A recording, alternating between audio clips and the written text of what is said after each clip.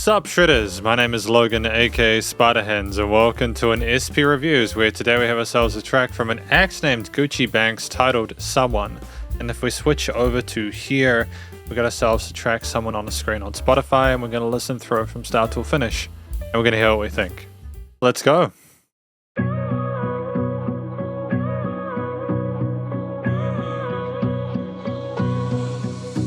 Triplet flow to it.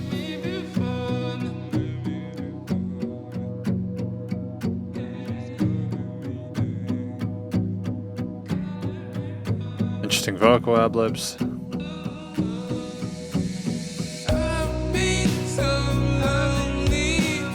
Thought it floated the drum kit.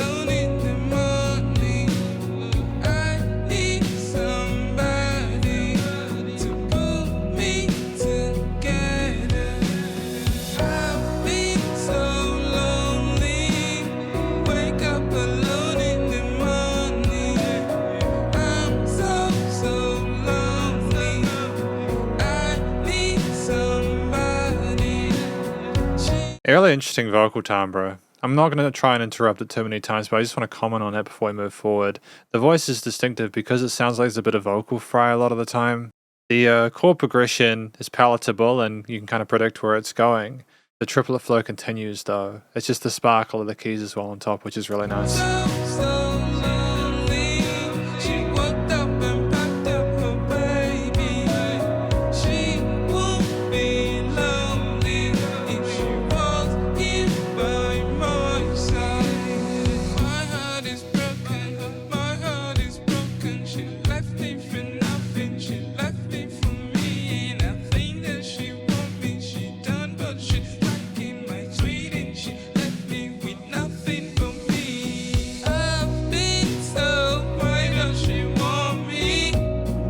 It's kind of raw in this part vocally, isn't it?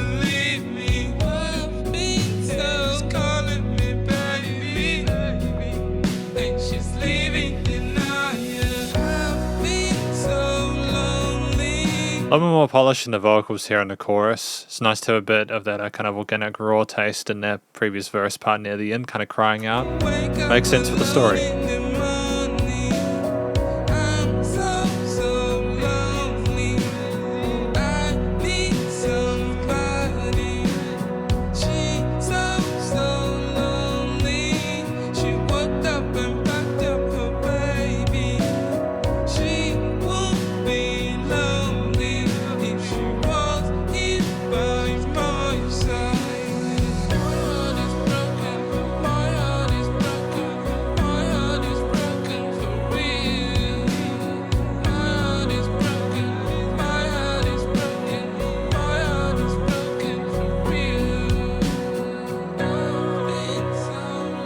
I mean, having the drums come out here is fine.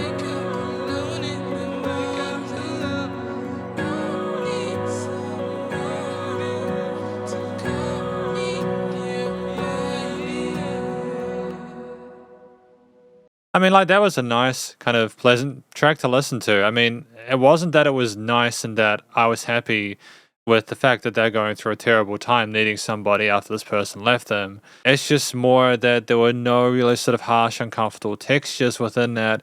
It's sad, but it's in a way where it's reasonably easy to listen to, even though you kind of feel for the guy. But we'll talk about that more in the conclusion.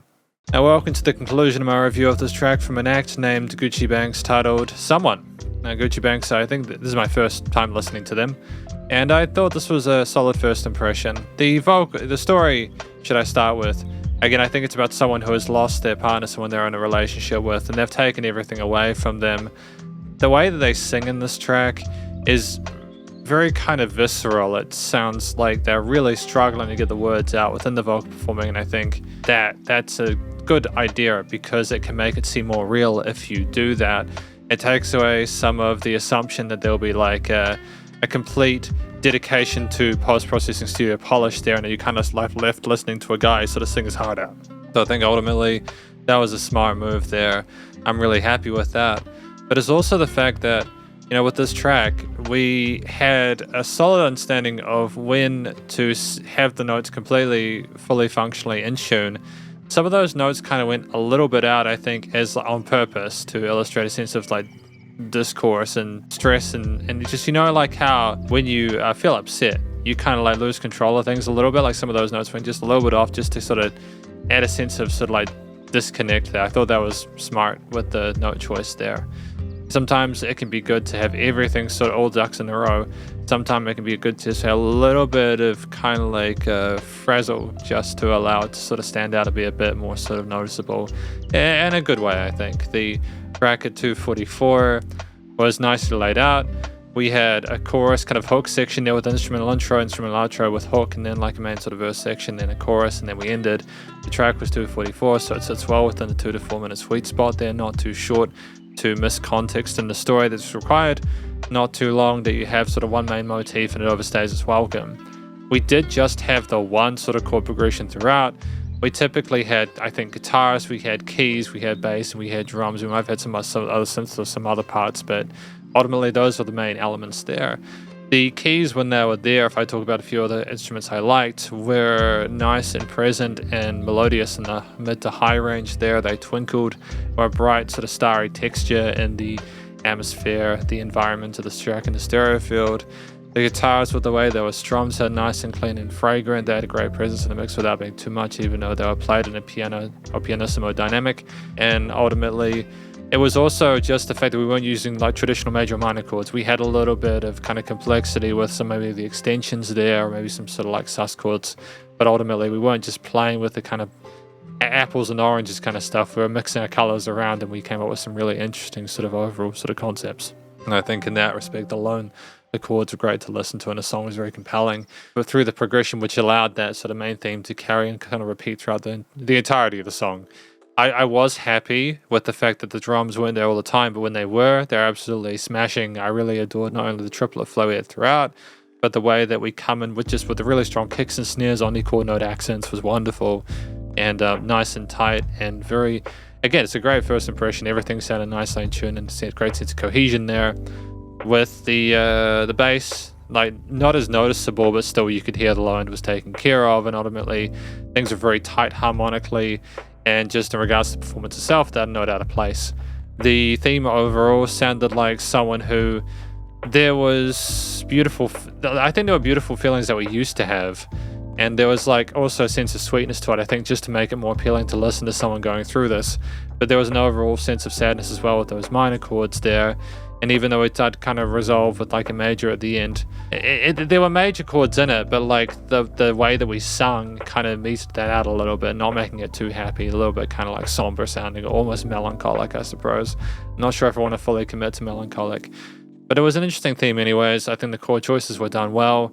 I don't think this track would have necessarily have benefited from alternative leads. I think the track, alternate lead should I say, I think the track was short enough where we got away with it. It'd be interesting to see what Guccibenx could do with longer form tracks, and maybe like introduce some other alternate leads. But if we're okay with having a vocal as the focal point, that's fine. We had different vocal takes. We didn't just have the main. We had overdubs and voices coming from sideways and ad-libs and stuff like that. So there was plenty of interest there, and I think we understood what we were meant to be doing. The studio recording, mixing and mastering was tight. Really happy with the way the vocals recorded in the mix, as well as the guitar, piano, bass, and drums. No complaints there in regards to the mixing, the leveling of stuff. No weird resonant frequencies in the frequency spectrum. Things were nicely niched there between the highs, mids, and lows. Stereo field well taken care of. Things sort of like surrounded you in the headphones there. Really wonderful to listen to.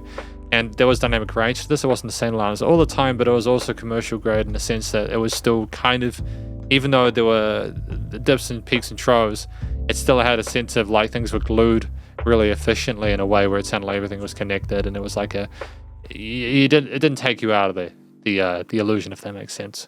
With the track also being nice and low without pumping, so the bus, limiting a bus compression was handled. I mean, effectively, this is my review. This really quite positive review, I think, of Guccibenx and their track Someone, and hopefully you enjoyed it.